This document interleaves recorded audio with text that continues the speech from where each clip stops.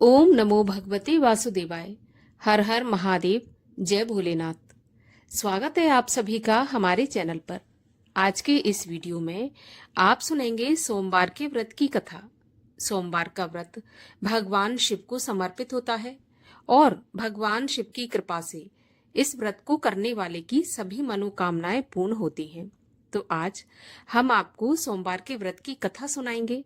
अगर आप व्रत रखते हैं तो बहुत ही श्रेष्ठ है, लेकिन अगर व्रत नहीं भी रख पाते किसी भी कारण से तो कथा तो अवश्य सुननी चाहिए। कथा सुनने मात्र से व्रत रखने के बराबर पुण्य फल तो नहीं, लेकिन उसका आधा तो अवश्य ही प्राप्त होता है। तो कथा तो अवश्य सुननी चाहिए।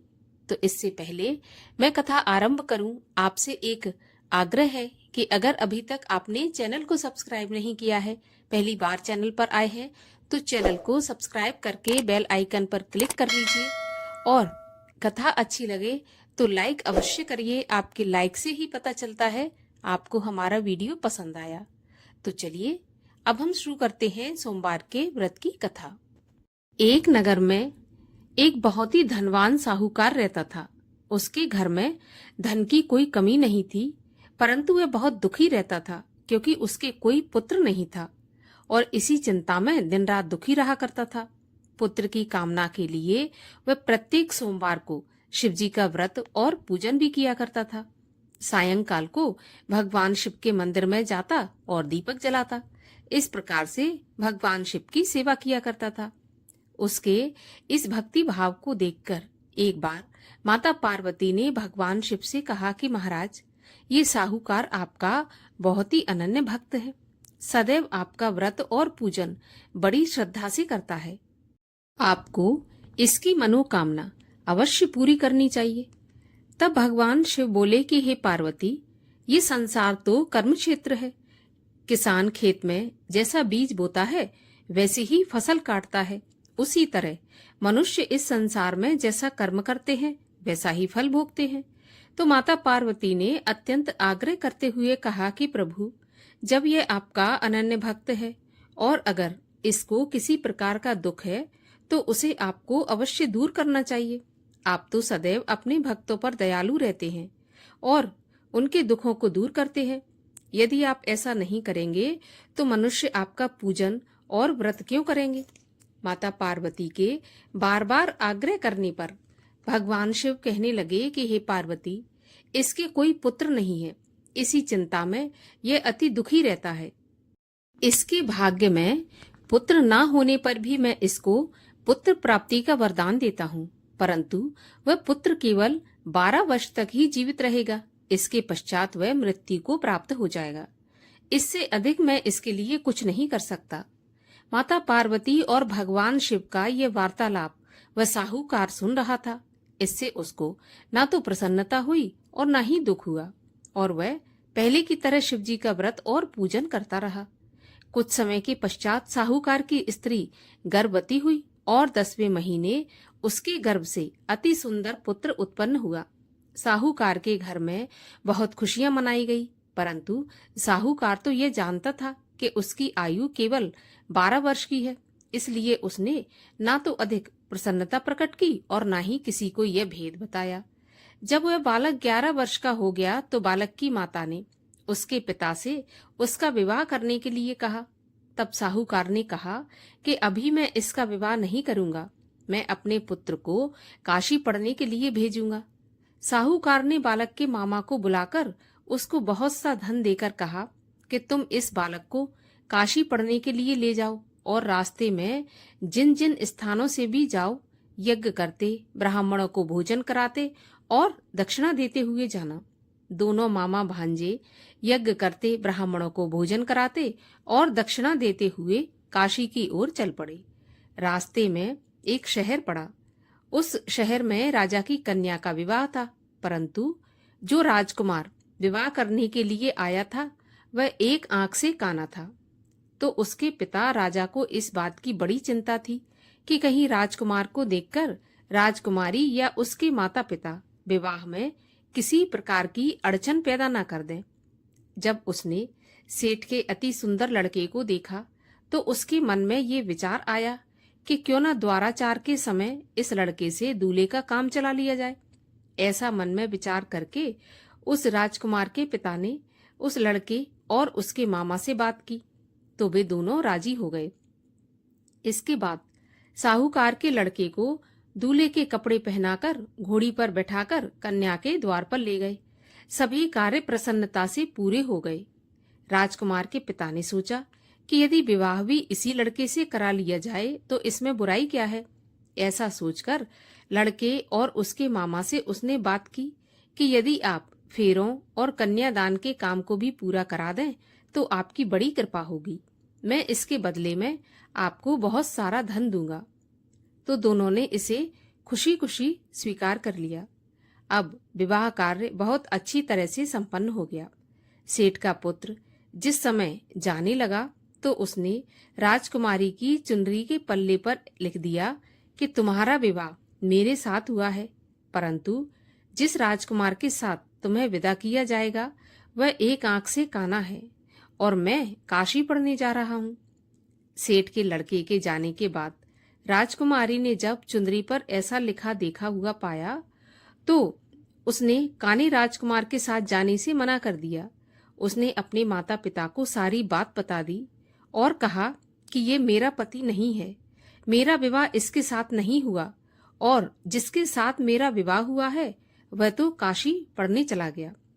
राजकुमारी के माता पिता ने अपनी कन्या को विदा नहीं किया और बारात वापस चली गई। उधर सेठ का लड़का और उसका मामा काशी पहुंच गए।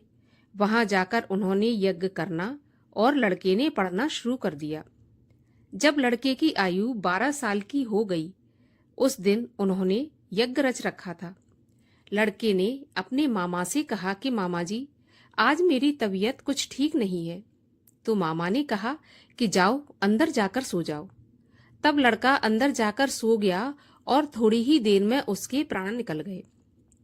जब उसके मामा ने आकर देखा कि उसका भांजा तो मरा पड़ा है तो उसको बड़ा ही दुख हुआ, परंतु उसने सोचा कि अगर मैं अभी से रोना पीटना मचा दूंगा तो यज्ञ का काम अधूरा रह जाएगा।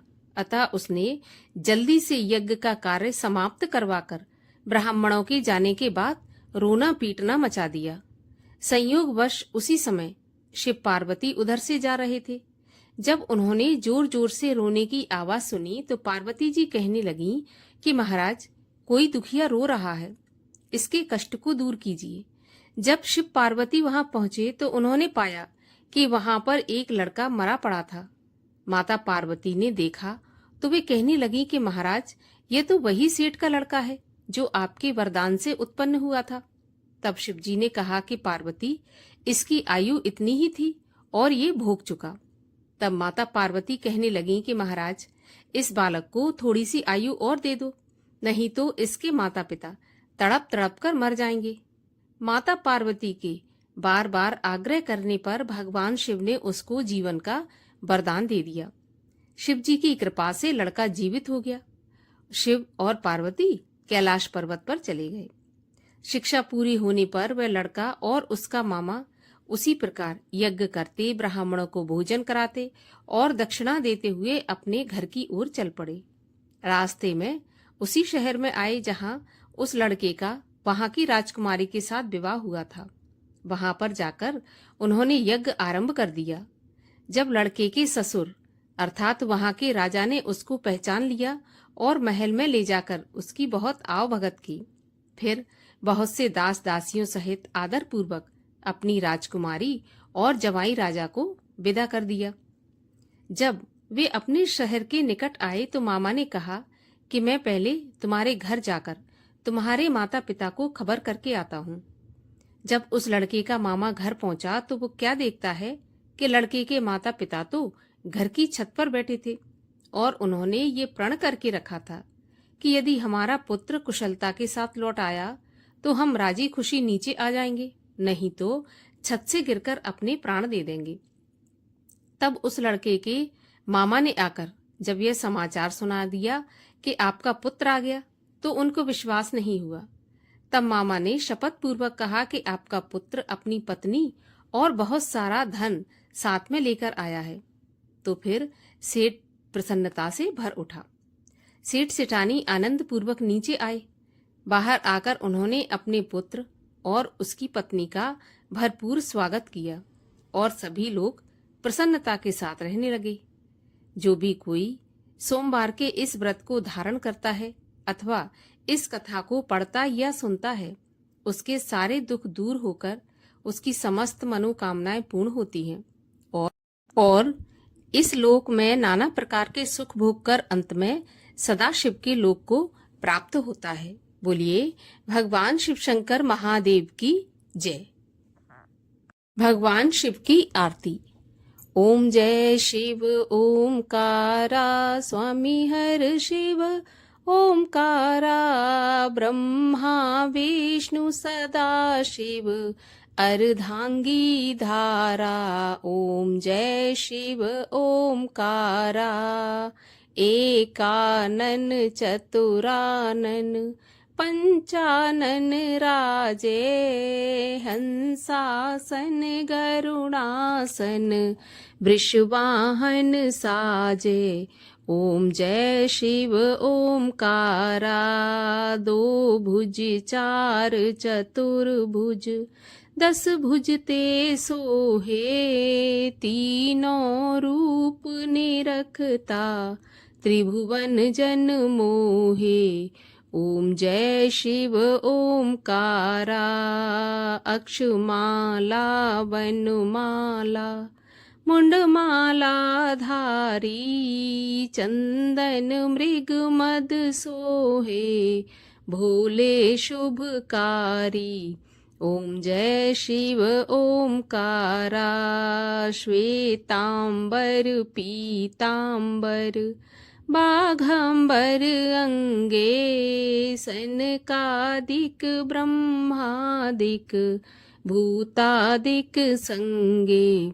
ओम जय शिव ओमकारा कर के मध्य कमंडल चक्र त्रिशूल धरता सुख करता दुख हरता जग पालन करता। ओम जय शिव ओमकारा ब्रह्मा विष्णु सदा शिव जानत अविवेका प्रणवाक्षर के मध्य ये तीनों एका। ओम जय शिव ओमकारा त्रिगुण शिव जी की आरती जो कोई जन गावे कहत शिवानंद स्वामी मन वांछित फल पावे। ओम जय शिव ओमकारा। बोलिए शिव शंकर महादेव की जय।